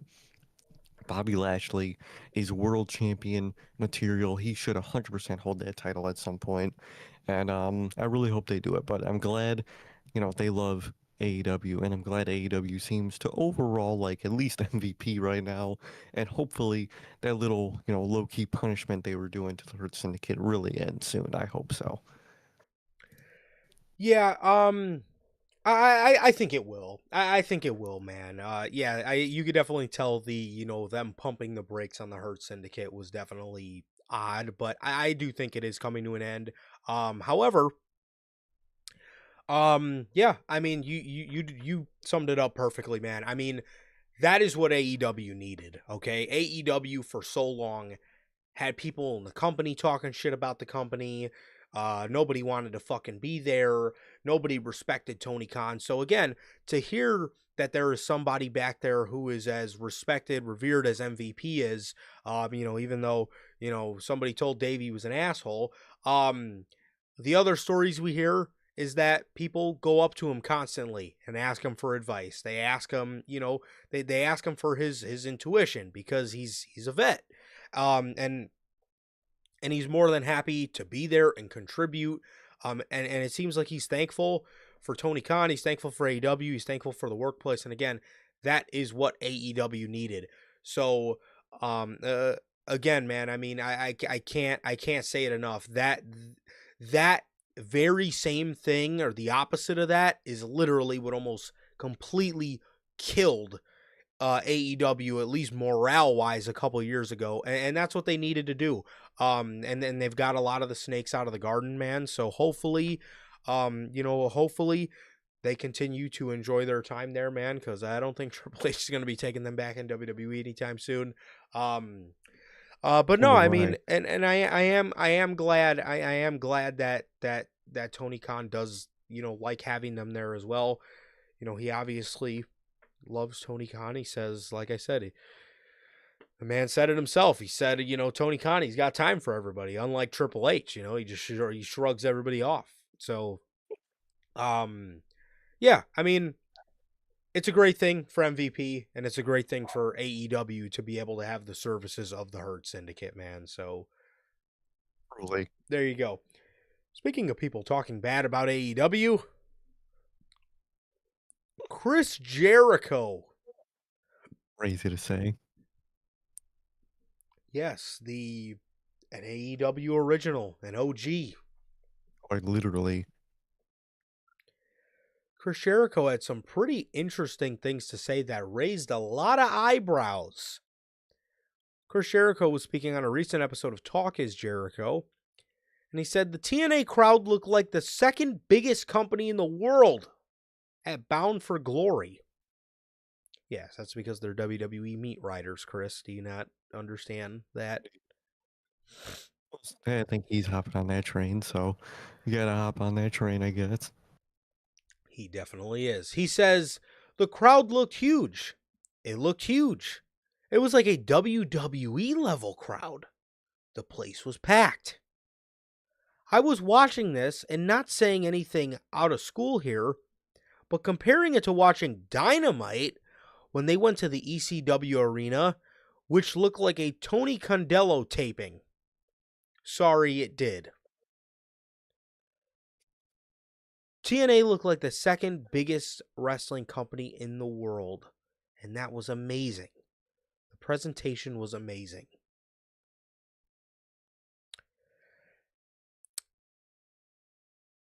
Okay, so first and foremost, there's no problem with giving praise to TNA here. No problem. That's a good thing. They drew a good crowd. Great. Well, awesome. I'm happy for them. Did you really have to go and say the other part though? I mean, did you really? Or does that just not seem like you're just taking the most unnecessary shot on the planet, which from the rumors that I've heard gathering, it's almost seeming like Chris Jericho, I guess that was his way of giving AEW notice, which is a shitty way to go about giving your job notice by taking a shot at the company that fucking revived your career after Vince McMahon was going to have you walking around doing the list shit, and it was probably going to get really old really quick had he had you go on with it a couple years. Pretty shitty. Again, no problem. There's no problem with what he said. At least for me, there's no problem with what he said, with TNA.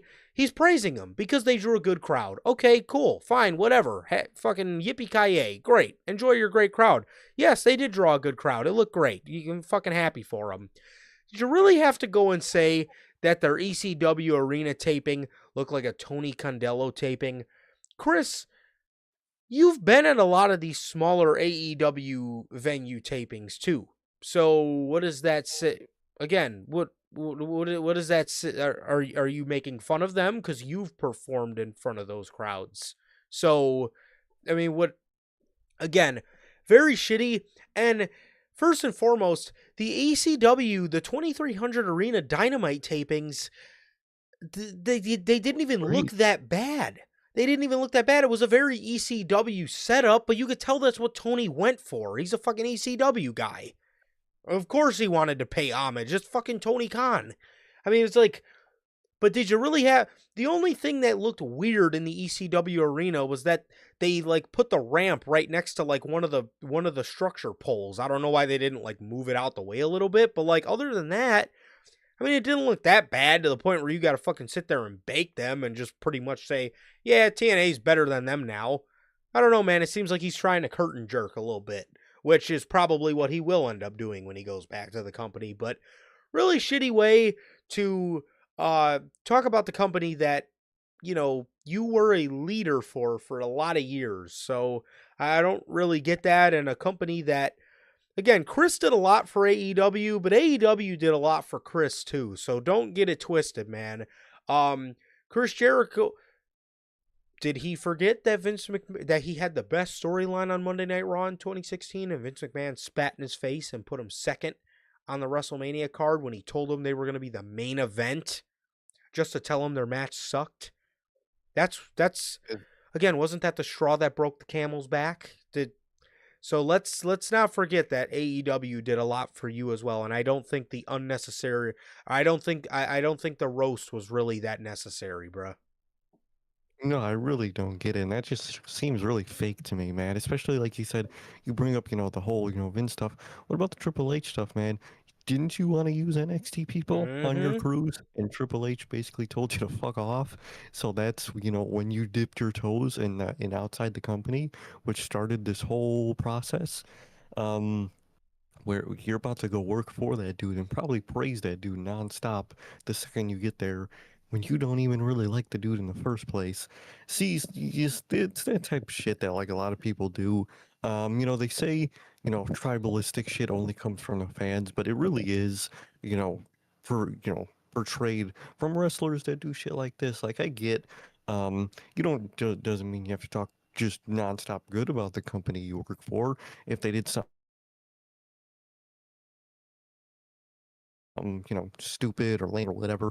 You say, yeah, that didn't work out. You don't just needlessly praise a company, but just because you're leaving it, you have to shit on it.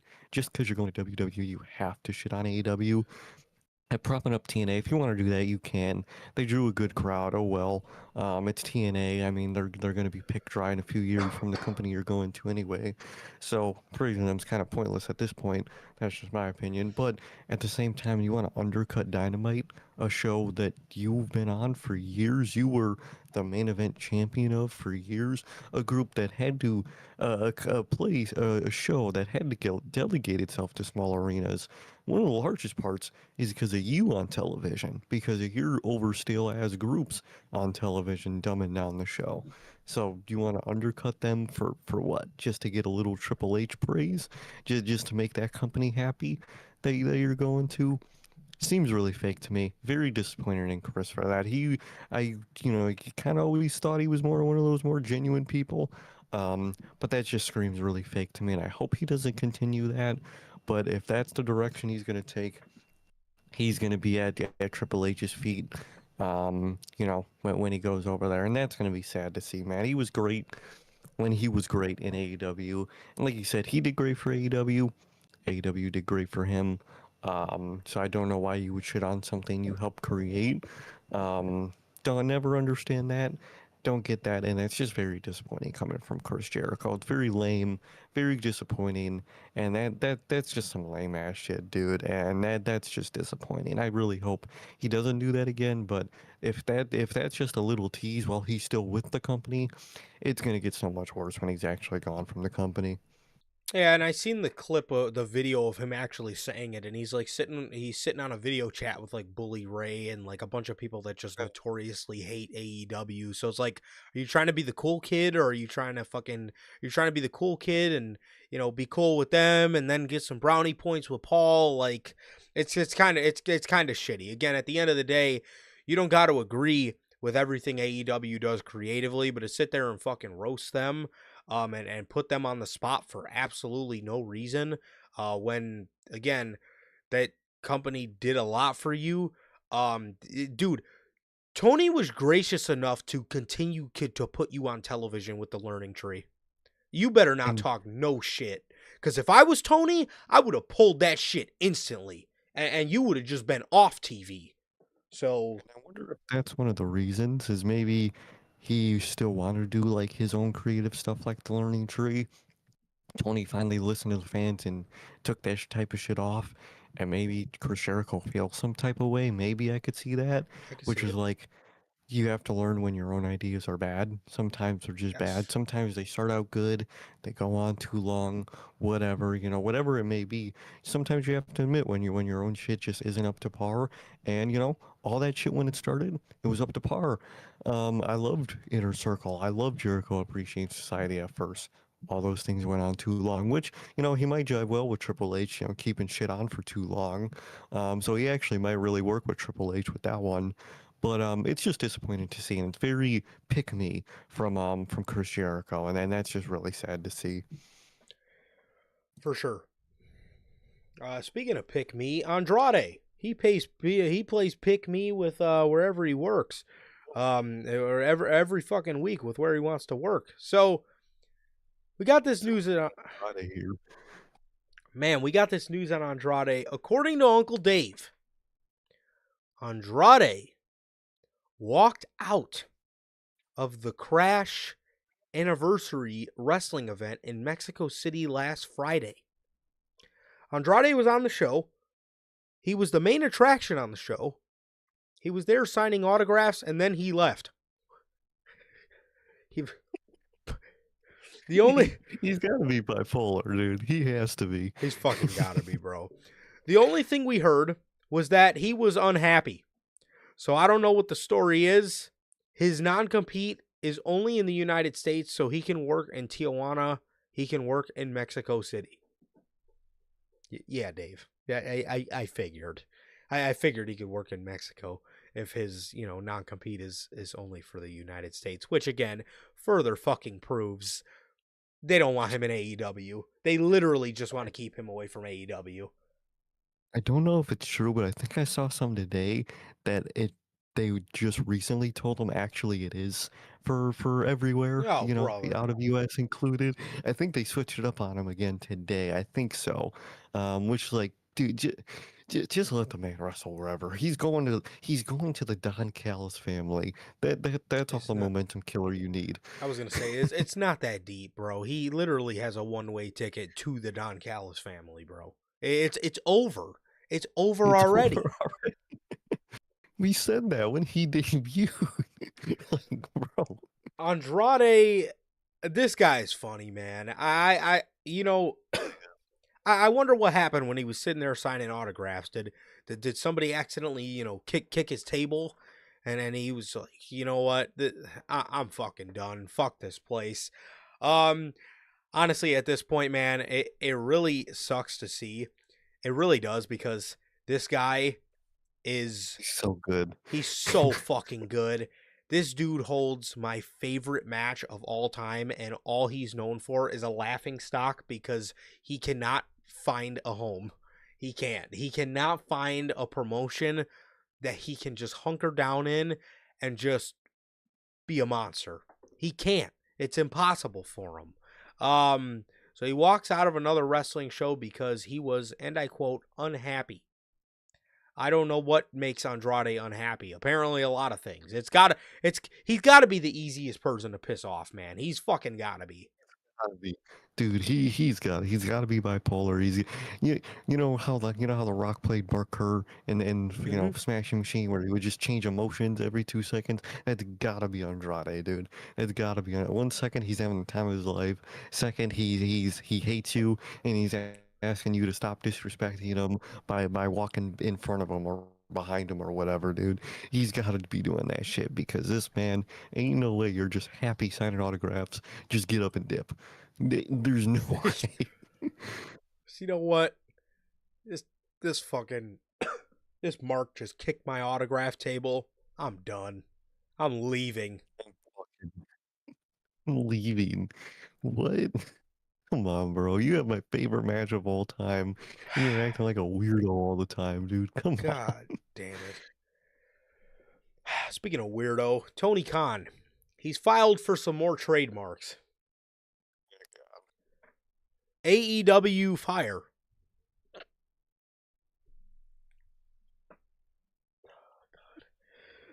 AEW Firestorm.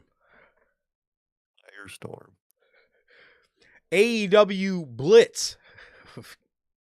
dude. and and These A sound like. uh, No, go ahead. I got one more for you. AEW Tidal Wave. They sound like Call of Duty fucking score no, not score streaks. What are they called? The little fucking upgrades you get when you could build it My up during the God. field upgrade. Yeah. This shit sounds like a Firestorm. Call of Duty field upgrade. Blitz. Firestorm. I gotta hit the blitz, man. If you hit the blitz on this map, that shit go, bro. What is this for? What is this for, dog? Tony. AEW Fire. What? Tony, what is AEW Fire? What is that? Tony Khan and his original names have got to be the most. Those are the most childish, like kid created names I've ever fucking heard in my life. AEW World's End, like that. That is just so corny. And now we bring over AEW Tidal Wave. What can you use that for? Are you gonna do a show on a beach? Are you gonna do a show in the middle of the fucking Atlantic Ocean? And what are you gonna do? What are you gonna fucking defend the national title in the middle of the Mediterranean Sea? What, what, Wave. and call it Horrible, tidal dude. wave? AEW Firestorm. What is that for? You know, Blitz. like Firestorm, Blitz. What on earth could AEW Blitz be for? That is the worst Dynamite episode pay-per-view. No matter what it is, it sounds garbage, dude. What is that? Can Tony Khan stop naming things? Get to someone else to name shit, dude. Because you got the OGs naming shit. All in, all out, double or nothing, revolution, full gear, very cool like names that have a phrase to them. We always say, they went all in, all out, double or nothing. They're going full. It makes sense. These Tony Khan names, Wrestle Dream, World's End, Wrestle Dynasty. Dynasty, Dynasty.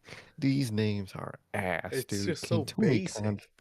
It's so basic and corny, bro. Can Tony Khan stop naming shit? Please, for the love of God, get someone else to name. AEW Fire. What the fuck is that? What can that be? Dog. This shit suck, Unc. I don't know what to This tell shit you, bro. does. AEW Firestorm, AEW Blitz, AEW Tidal Wave, and AEW Fire are their most recent trademarks. Unc, just put down the name creating pen, please. It stop. It again. What in the blue hell are you going to call AEW Fire? What are you bringing in Kane? What is that for? Are you gonna do a fucking Inferno match and call the show AEW Fire? What are you doing? What are you doing with AEW Blitz? What Blitz mean. Tidal Wave? Tidal Wave. Well, maybe Horrible. maybe Horrible AEW ass Blitz name. is maybe AEW Blitz is him trying to get himself back into the football scene. He wants to feel crafty Maybe. again. AEW Fire. Just stop, bro. Just stop. Please stop naming shit. Please. I'm begging you. Man.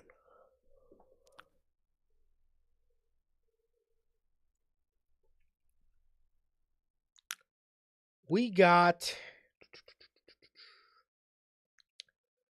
Jamie Hayter. Oh God. Jamie Hayter, Here it man. goes again. According to Fightful, Jamie Hayter has reportedly may have chipped several teeth and is a little banged up. No shit. Following last night's blood and guts match. The AEW, they really got their Seth Rollins. She's just in the women's division. You know, man, I heard from my guy Gotti that the women's blood and guts was fire. I have not. It's been a busy week, so I have not. I will be watching them this weekend, which obviously you guys know we'll be talking about it on Tuesday. Mhm. I will be watching them this weekend, so I'm excited to see what goes on, man. But this absolutely sucks to hear. I did hear the women's match was very, very good, though.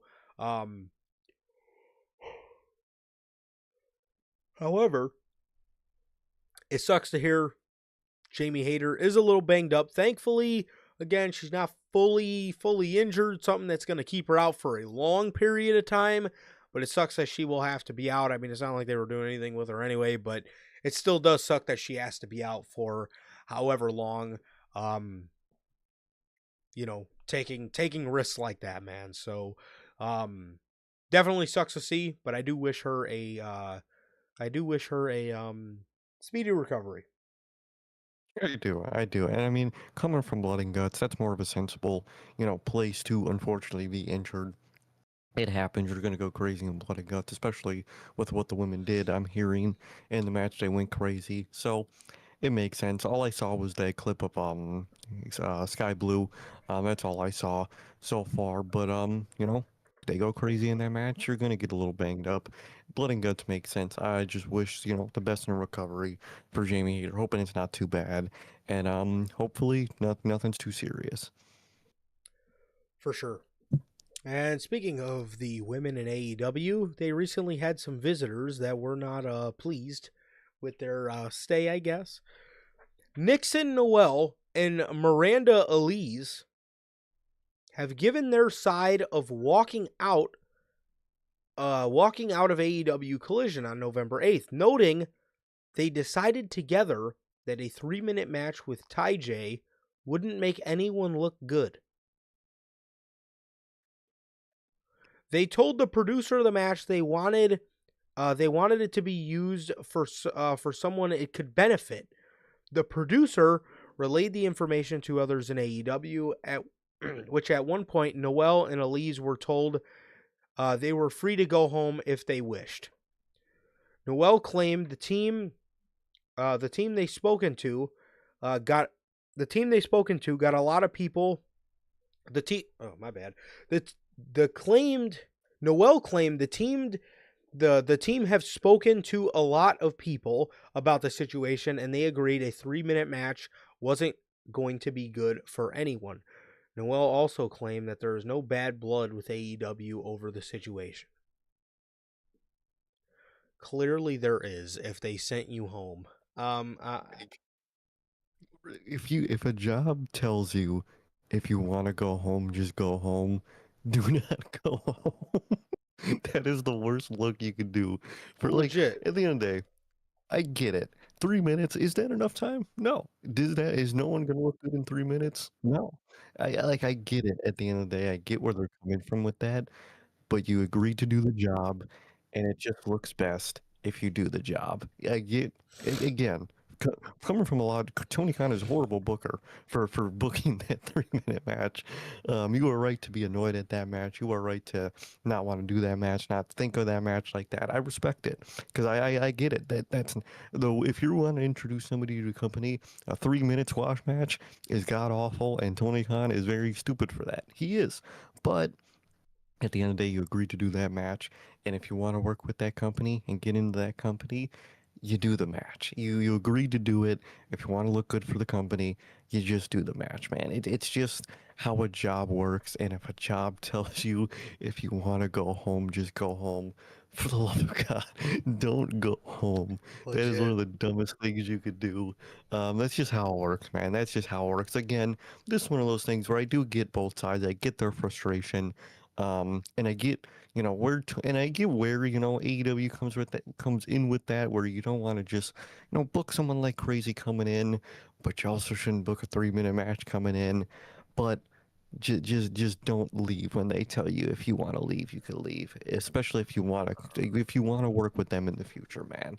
That's just where I'm coming from with this. No, for sure, man. And then, according to Fightful, November 8th wasn't the first sign of issues between Noel and Miranda Elise in AEW.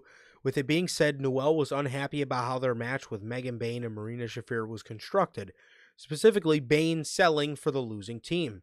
This wasn't a decision Bayne could make on her own, as it is traditionally cleared with AEW producers for matches against unsigned wrestlers. It was noted that Bayne's frustration during the collision match on November 1st was legitimate due to what appeared to be a lack of cooperation. Specifically, a double German suplex spot was cited as a movement where Bayne's frustration was obvious. Also, too, one more thing on Tegan Knox. Um, According to Uncle Dave, Nixon Noel has been accused of having WWE brain rot. What is she, a fucking zombie? She watching too many TikToks. What does that mean? But, That is the funniest phrase I've ever heard. but by an unnamed independent wrestler, by an unnamed independent wrestling booker following her walkout of AEW.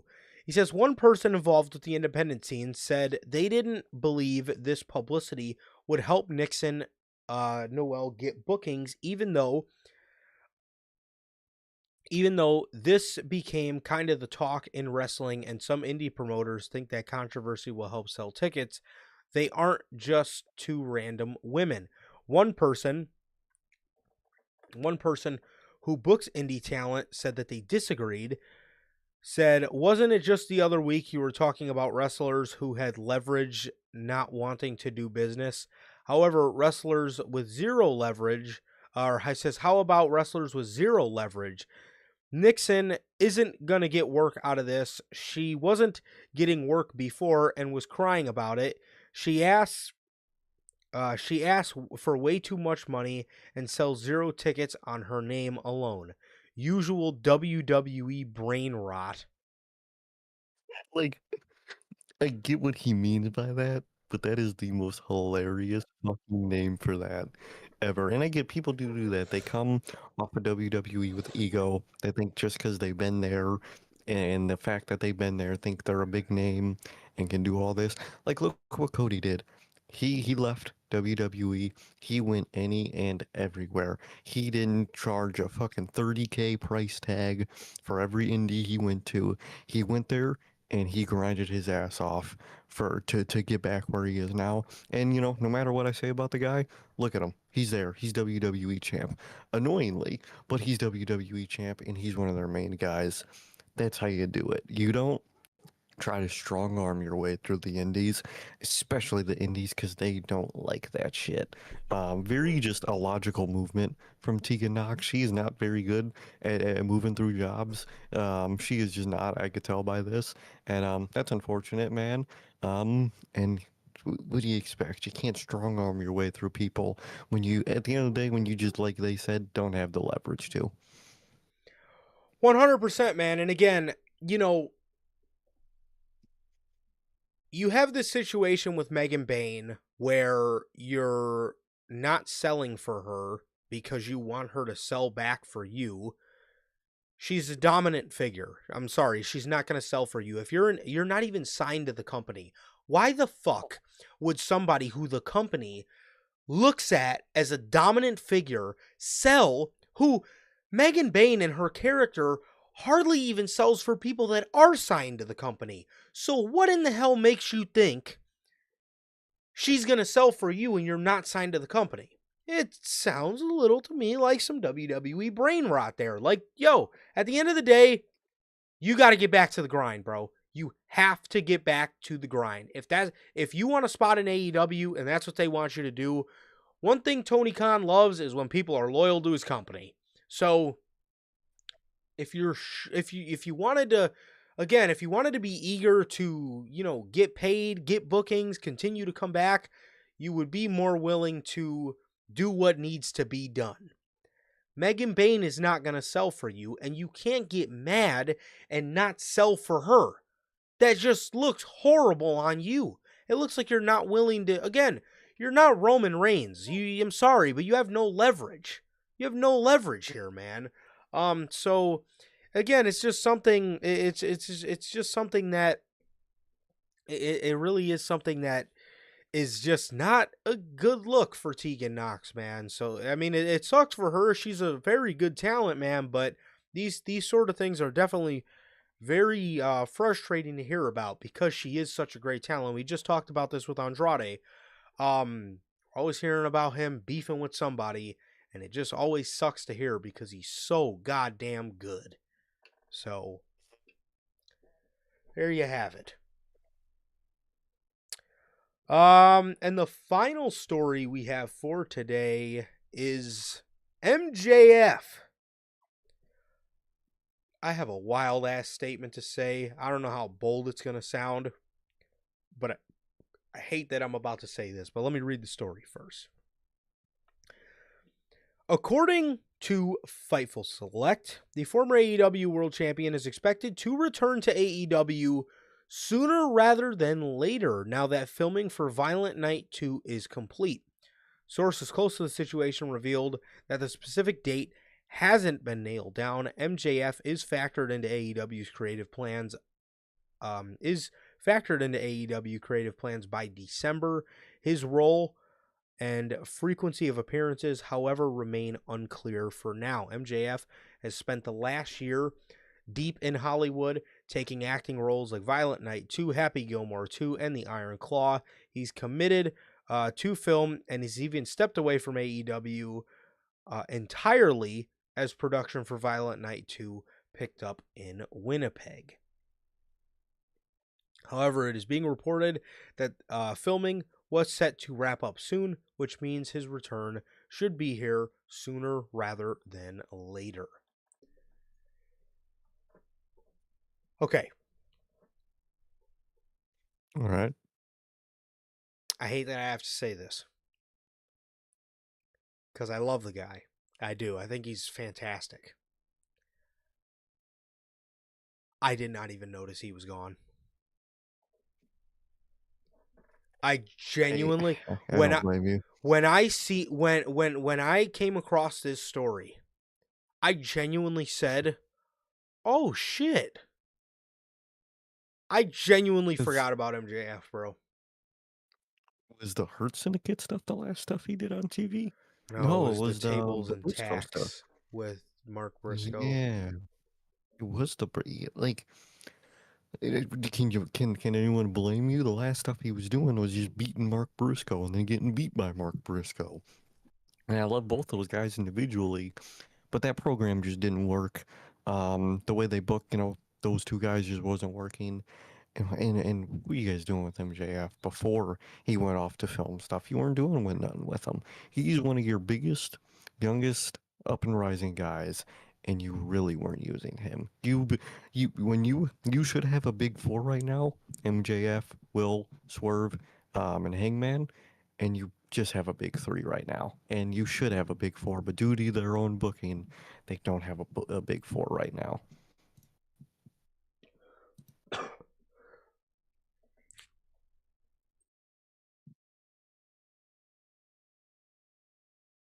Yeah, they don't have that, and it's crazy that they don't have that.